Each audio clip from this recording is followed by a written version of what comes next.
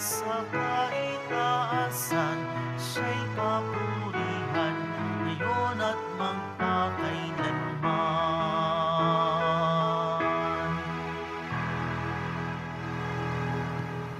Simulan natin ang ating pagdiriwang sa ngalan ng Ama at ng Anak at ng Espiritu Santo. Amen. Ang pagpapala ng ating Panginoong Hesukristo, ang pag-ibig ng Diyos Ama, at ang pakikipagkaisa ng Espiritu Santo naway sumainyong lahat. At sumaiyo rin. Mga kapatid, ngayong araw na ito, atin pong ginugunita si Santa Agata, isang dalaga at martir.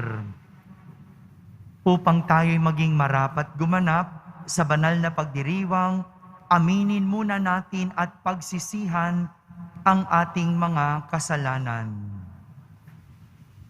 Inaamin ko sa makapangyarihang Diyos At sa inyo mga kapatid, na lubha akong nagkasala sa isip, sa salita at sa gawa, at sa aking pagkukulang.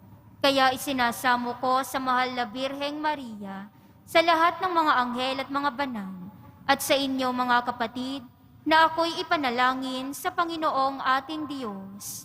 Kaawan tayo na makapangyarihang Diyos, patawarin tayo sa ating mga kasalanan at patnubayan tayo sa buhay na walang hanggan. Amen. Panginoon, kaawaan mo kami. Panginoon, kaawaan mo kami. Kristo, kaawaan mo kami. Kristo, kaawaan mo kami. Panginoon, kaawaan mo kami. Panginoon, kaawaan mo kami. Manalangin tayo. Ama naming makapangyarihan, ang dalaga at martir na si Santa Agata ay manikluhod nawa sa iyo para kami iyong patawarin dahil siya ay iyong kinalulugdan kailanman bilang matatag na martir at matapat hanggang kamatayan. Sa aming Panginoong Hesukristo, kasama ng Espiritu Santo, magpa sa walang hanggan. Amen. Magsiupo na po ang lahat. Pagbasa mula sa unang aklat ng mga hari. Noong mga araw na iyon, pumunta si Solomon sa Gabaon upang maghandog, sapagkat iyon ang pangunahing sambahan sa burol. Nag-alay na siya roon ng daan-daang handog na susunugin noong una. Kinagabihan, samantalang siya'y naroon pa sa Gabaon, napakita sa kanya ang Panginoon sa panaginip. Ano ang ibig mong ibigay ko sa iyo? Sabihin mo, wika sa kanya. Sumagot si Solomon, kinahabagan ninyo at puspusang minahal ang aking amang si David, na naging tapat sa inyo, matuwid at malinis ang puso. At ipinagpatuloy ninyo ang inyong pagkalinga sa kanya nang marapatin ninyong paluklukin sa kanyang trono ang isa niyang anak. Panginoon, aking Diyos, ginawa mo akong hari bilang kahalili ng aking amang si David. Bagaman ako'y bata pa't walang karanasan. Pinapamuno mo ako sa iyong bayan, sa bayang ito na hindi mabilang sa dami. Bigyan mo ako ng isang pusong maunawain at marunong kumilala ng masama at magaling. Sapagkat sino ang maaaring maghari sa bayan mong ito na napakalaki? Ikinalugod ng Panginoon ang hiling ni Solomon.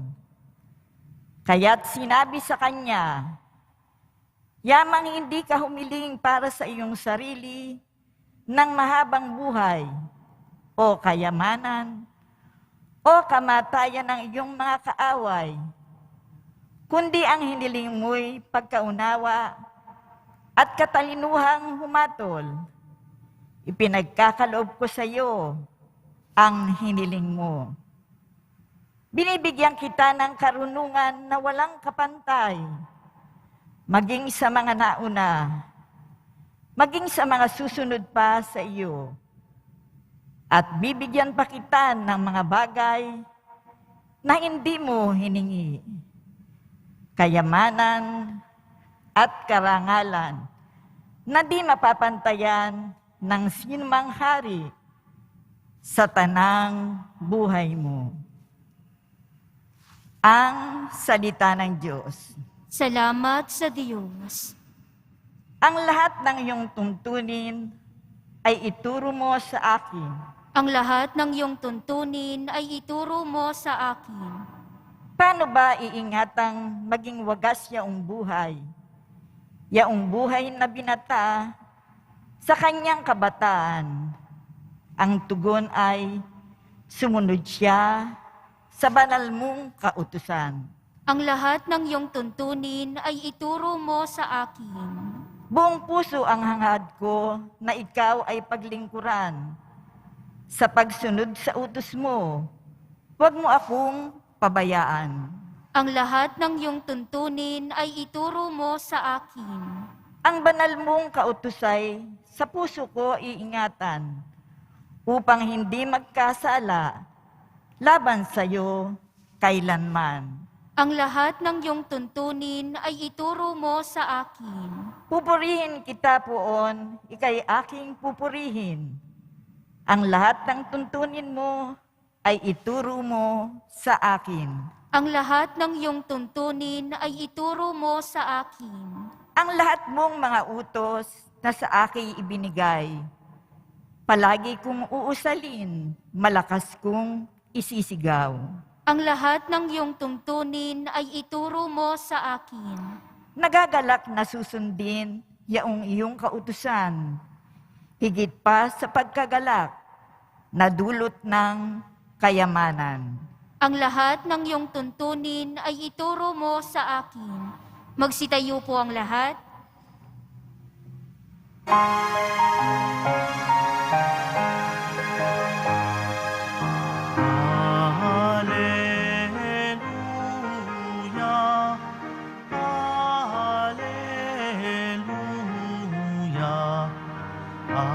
hallelujah, hallelujah, hallelujah. Ang tinig ko'y pakikinggan ng kabilang sa aking kawan, ako'y kanilang susundan. Hallelujah, hallelujah, hallelujah, hallelujah.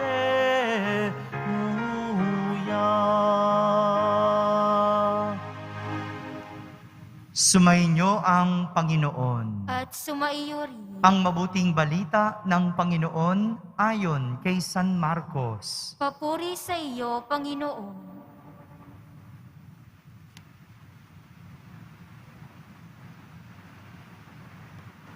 Noong panahong iyon, bumalik kay Jesus ang mga apostol at iniulat ang lahat ng kanilang naisagawa at naituro. Napakaraming taong dumarating at umaalis. Ano pat hindi na makuhang kumain ni Jesus at ng kanyang mga alagad. Kaya't sinabi niya sa mga ito, magtungo tayo sa isang ilang na pook upang malayo sa karamihan at makapagpahinga kayo ng kaunti. Umalis silang lula ng bangka at nagpunta nga sa isang ilang na dako. Ngunit maraming nakakita sa kanilang pag-alis at nakilala sila.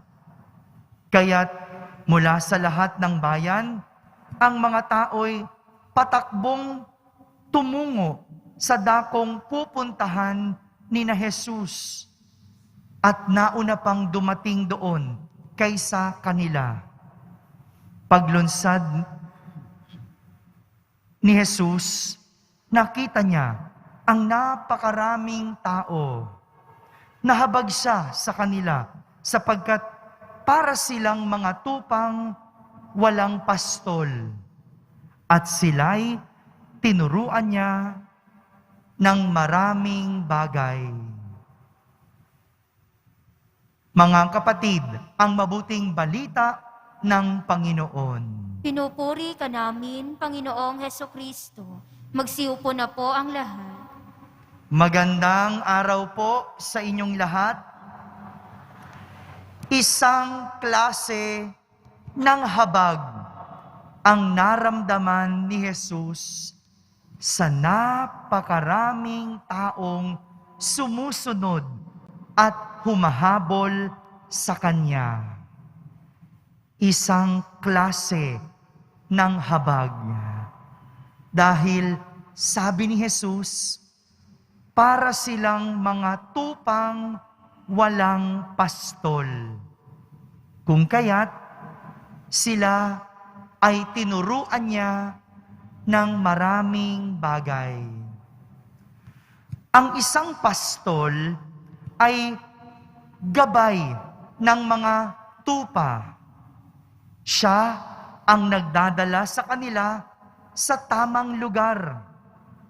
At para madala ang mga tupa, sila ay ginagabayan ng pastol habang sila ay nasa daan para hindi maligaw ang mga tupa.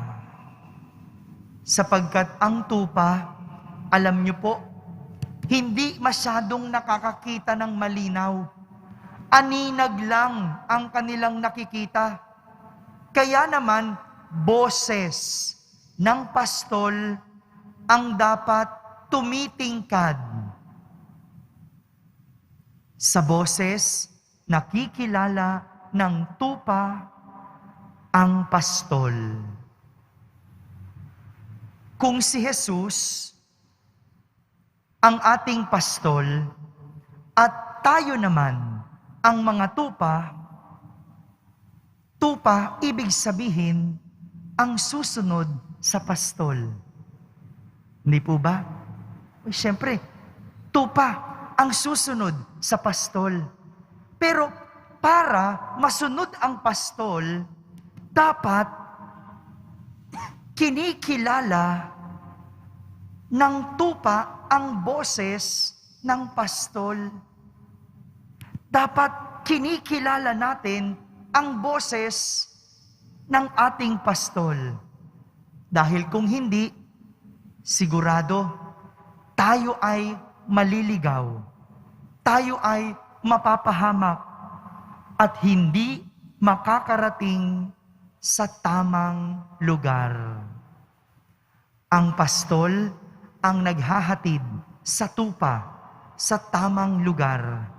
Pero kailangang sundin ng tupa ang pastol. Mahirap po maging tupa. Ano po? No?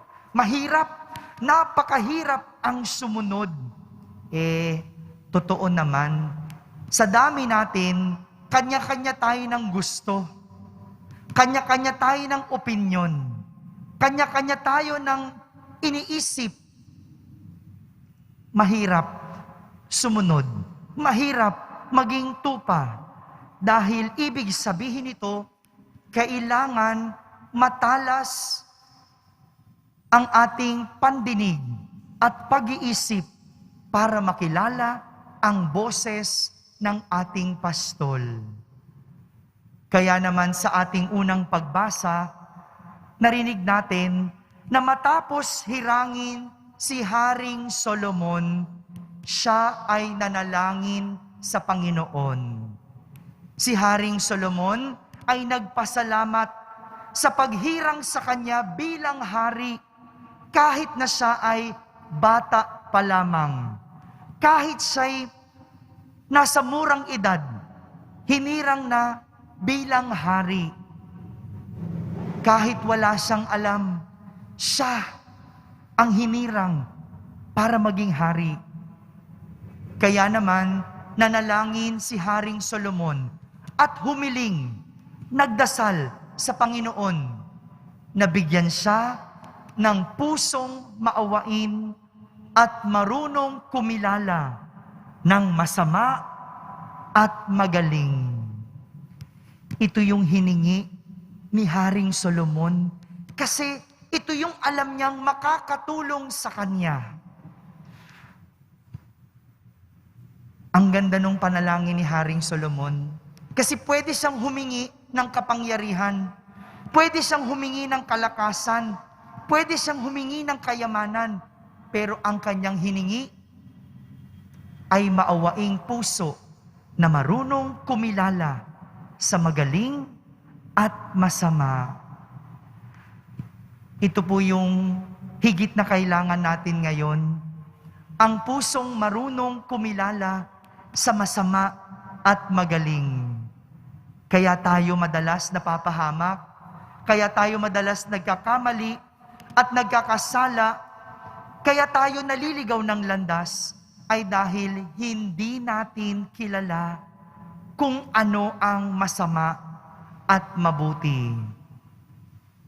Hindi nga ba? Hindi nga ba natin alam? O baka naman, hindi lang natin pinipili. Pwede rin namang hindi rin sinusunod ang tinuturo sa ating mabuti. Minsan, sinasabi natin, hindi natin kilala ang boses ng Diyos, kaya tayo naliligaw. Pero, hindi ba't ang boses ng Diyos ay lagi naman tungkol sa kung ano ang mabuti, kung ano ang maganda, at kung ano ang magaling? Baka naman ang problema nasa atin. Kahit alam natin ang mabuti, ayaw nating sundin. Kahit alam natin ang maganda, ayaw nating tuparin. At kahit alam natin kung ano ang magaling, ayaw nating gawin. O baka naman minsan, kinakalaban natin ang nagtuturo sa atin. Kung bakit tayo naliligaw at hindi naihahatid sa tamang lugar ay dahil hindi natin pinakikinggan at sinusunod ang boses ng Diyos.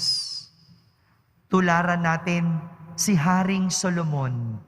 Hilingin natin sa Diyos, ipanalangin natin sa Diyos, na bigyan tayo ng pusong marunong kumilala sa masama at magaling. Amen.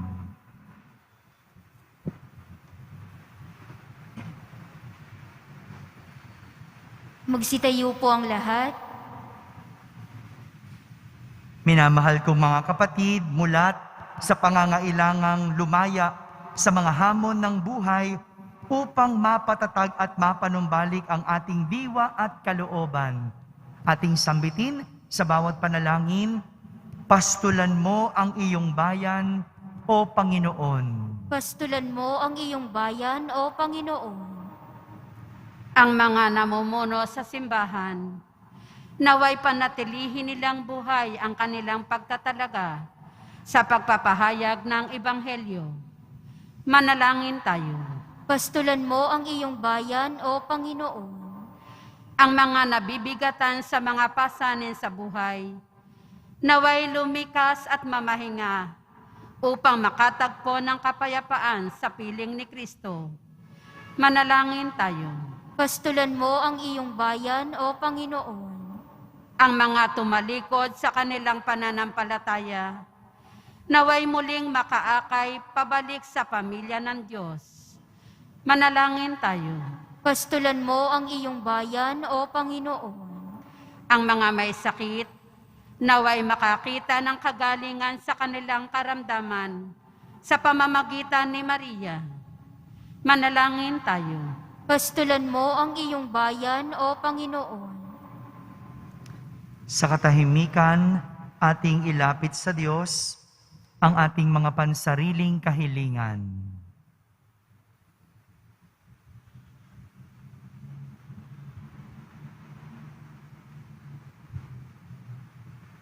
Manalangin tayo.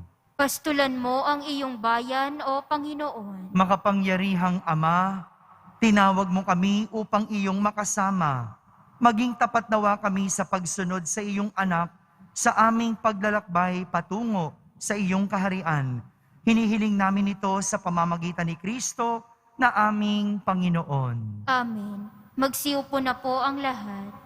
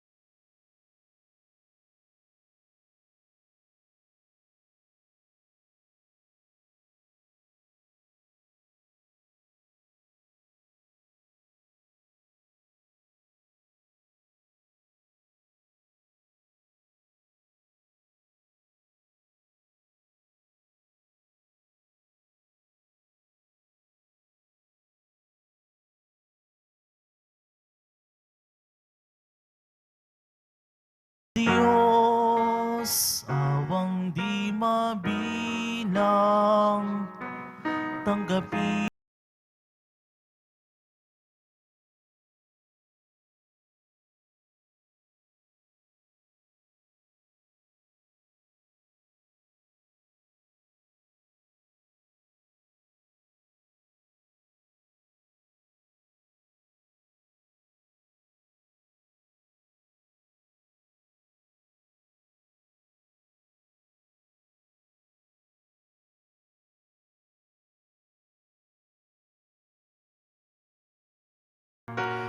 bunga ng lupa at ng aming paggawa.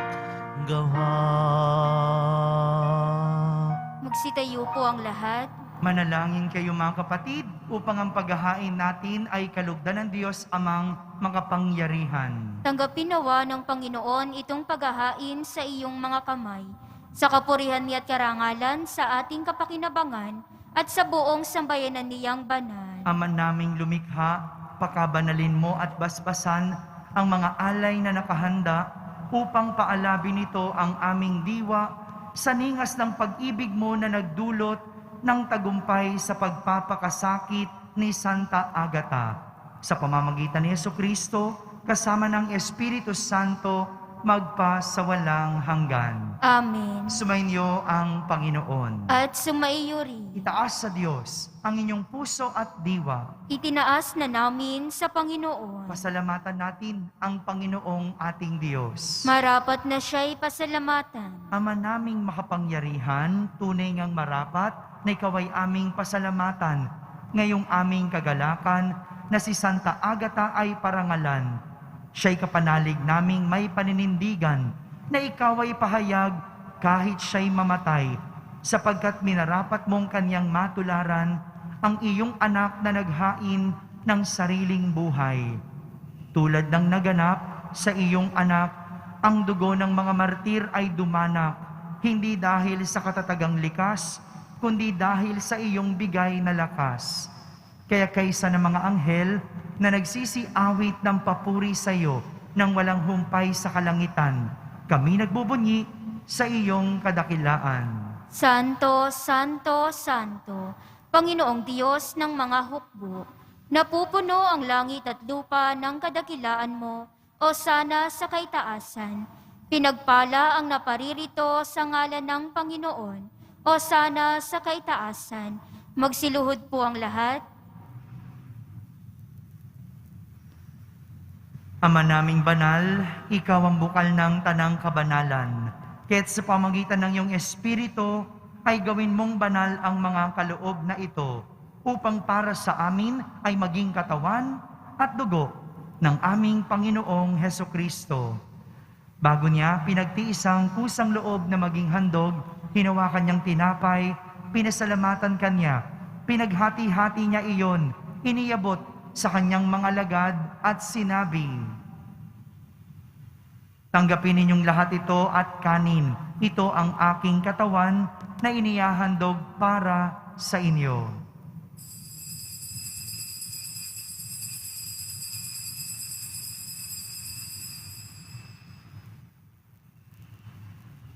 Kaya hindi naman, nung matapos ang hapunan, hinawakan niyang kalis, muli kanyang pinasalamatan.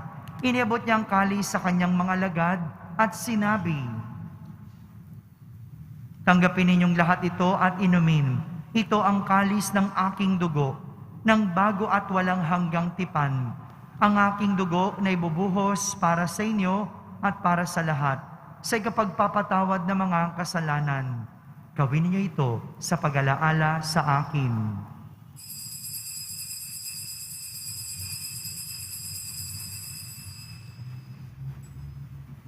Magsitayo po ang lahat.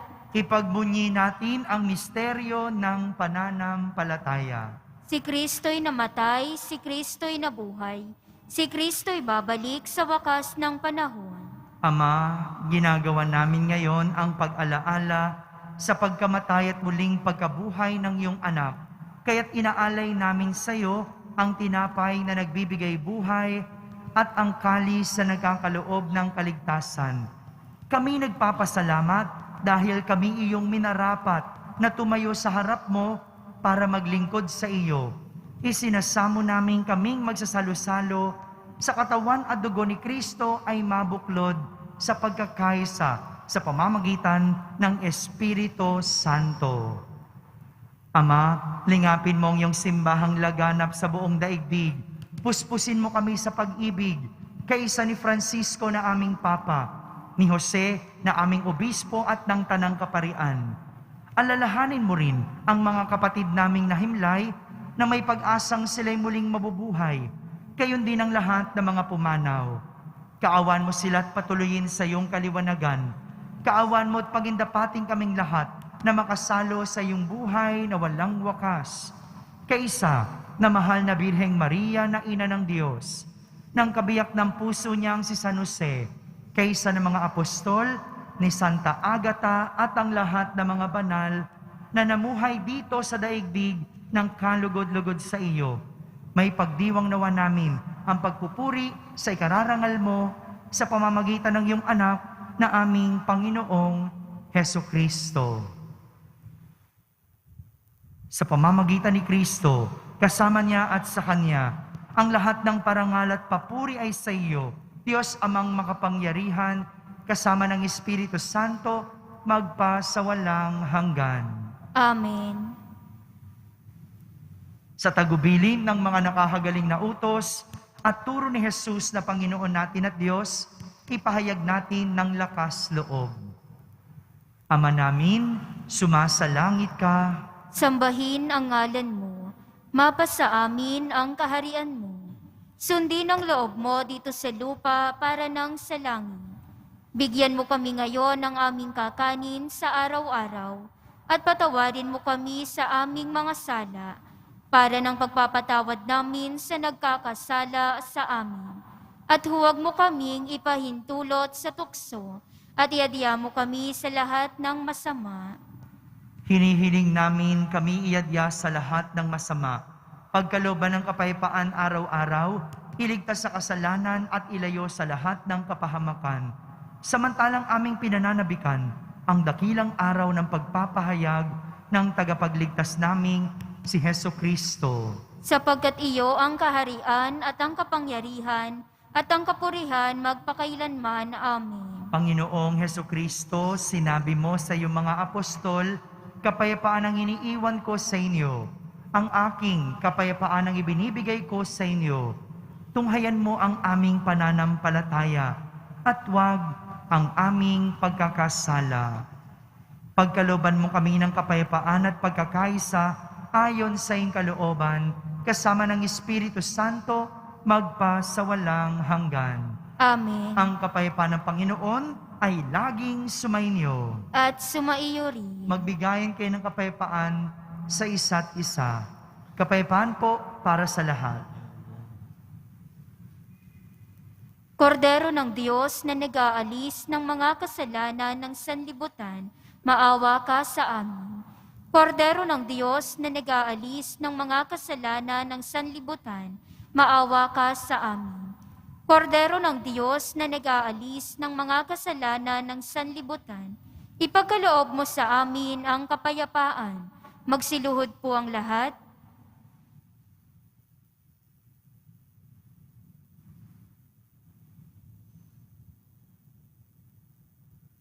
Ito ang kordero ng Diyos. Itong nag-aalis ng mga kasalanan ng sanlibutan.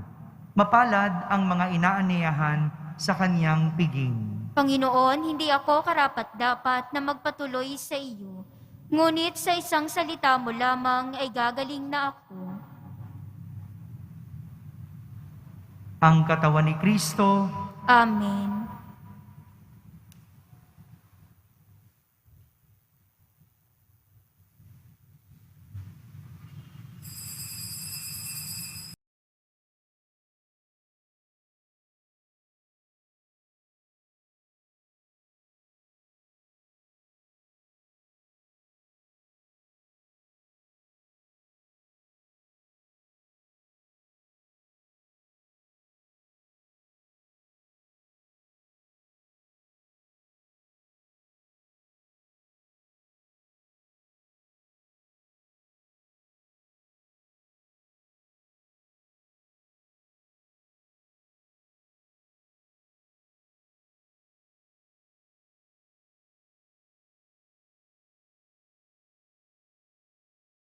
Magsitayo po ang lahat. manalangin tayo.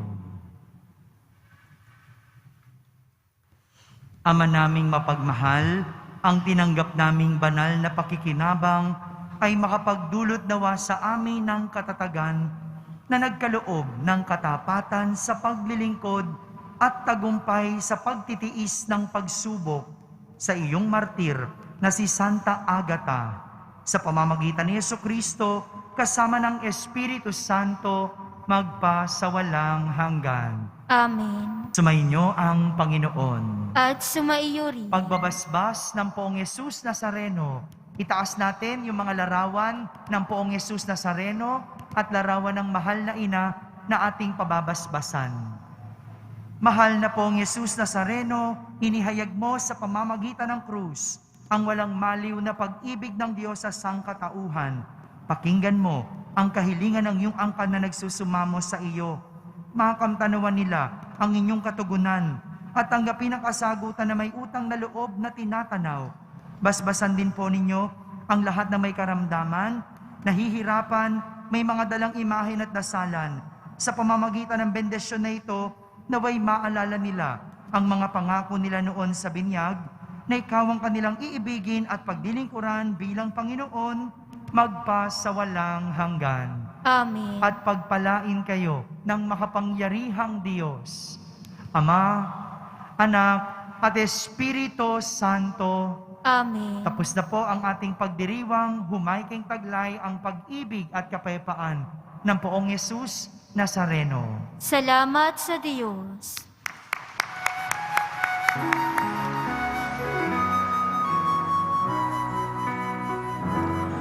Nuestro Padre Jesus Nazareno, sinasamba ka namin.